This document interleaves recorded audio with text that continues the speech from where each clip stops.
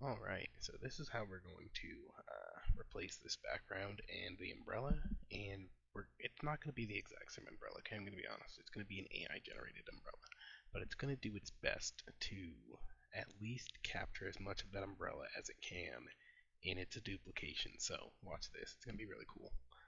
Okay, so we're going to start by cropping. So I'm going to crop it in, and I'm going to crop it in just a little bit more on this white space here. The reason for that is I only need the white, and I don't need that background right there. I'm also going to pull it down the top up here, right about here. So here we have the umbrella, we have the white, we have the background. It's all looking la-dee-da, but it's a little crooked to me, as you can see. It looks a little slanted, so watch this. I'm going to just straighten this out here. Right about there. Perfect, so that's straight. I like how it looks. Great. Hit done. And what it's doing right now is it's generating a fill for this little white portion right here. And so what this also does is it helps it establish a base for what is the background, what is the fill that it needs to generate. So it's got that first generation there, great. Now what I'm going to do is I'm going to hit my M key. That's going to be my marquee tool, which is right up here. It's a little square, rectangular marquee.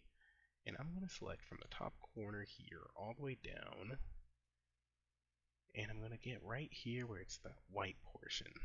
So on that white portion, I'm going to hit there. I'm going to hit generative fill again.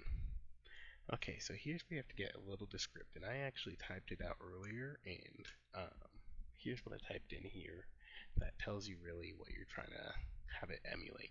So replace the same background as the scene behind the subjects. Include the translucent umbrella right there, but replace the background with the same background as seen behind the subjects. So it's replacing the background scene in the umbrella, and it was replacing the background itself. And as you can see, it came up with a translucent umbrella.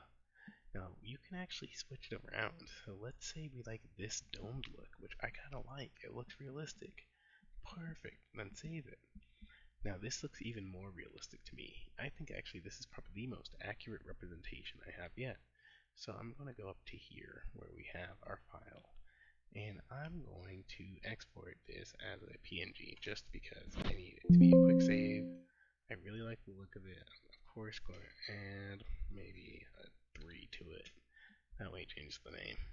So perfect. So that image is saved here. And yeah, that's going to be the tutorial for you guys. I hope you enjoyed.